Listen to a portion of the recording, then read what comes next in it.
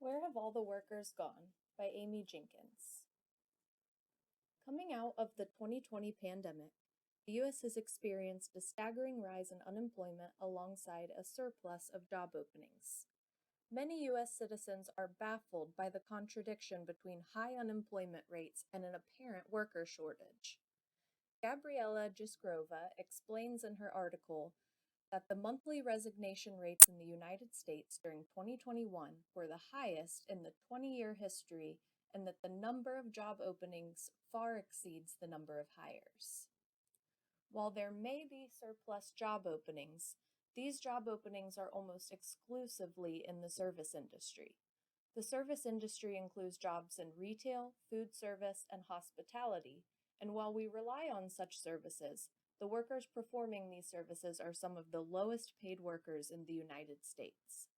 The article, Measuring Work-Life Conflict Among Low-Wage Workers, informs readers that more than 23 million working Americans are employed in low-wage jobs, specifically those that pay less than $10.50 an hour.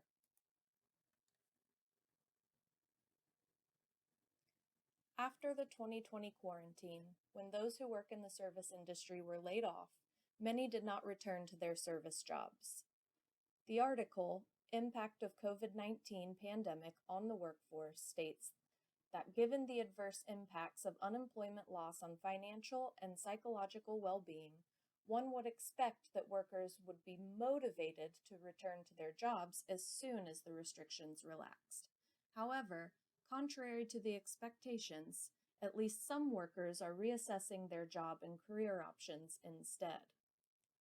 The quarantine gave service workers the rare opportunity to take a step back from their job and reevaluate what is important to them. NPR.org explains that as pandemic life recedes in the U.S., people are leaving their jobs in search of more money, more flexibility, and more happiness.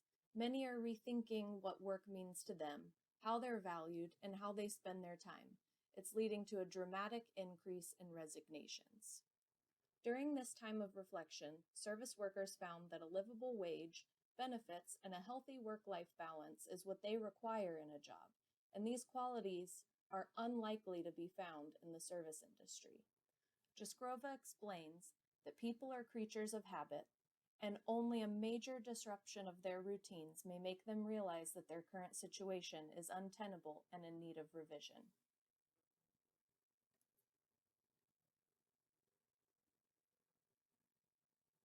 NPR.org explains the pandemic has given people all kinds of reasons to change direction.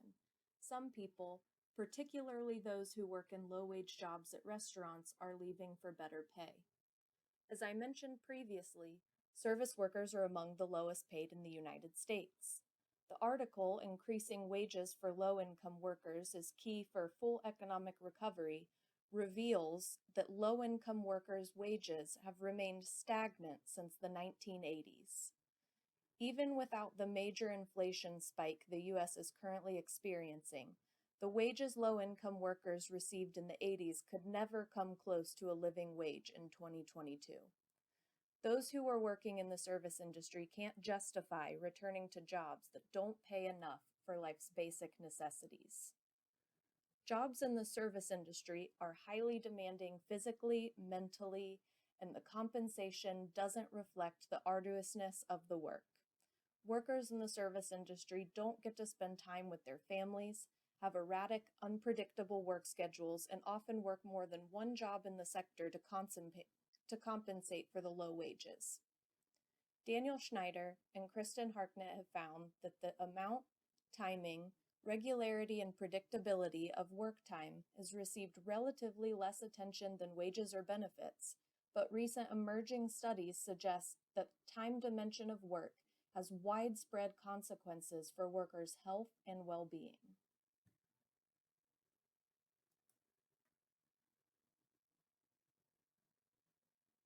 While some may believe that simply raising wages for jobs in the service industry is enough to solve the worker shortage, increasing wages is only one factor of the solution. Some companies have increased their wages to upwards of $18 an hour for entry-level positions, and still these companies are suffering a lack of employees. An appropriate work-life balance is paramount to employees' happiness and health. According to Helen Nichols and Jennifer Swanberg, in the United States, approximately 70% of workers have reported conflict between their work and non-work lives. Those who work in the service industry work inconsistent hours, have no idea what days and times they'll be working more than a couple of days or weeks in advance, and it leaves them with no opportunity to develop sleep hygiene. Harknett and Schneider's article states that chronic uncertainty about the time of working shifts appears to have a pernicious influence on sleep quality, and given its prevalence for low-wage workers, contributes to stark health inequalities by socioeconomic status. Lack of consistent sleep and the stress of an unpredictable work schedule is detrimental to employees' health, and it affects their lives at home with their families and friends. The consequences of working in the service industry are no longer worth the poverty wages, and some feel they aren't worth a living wage either.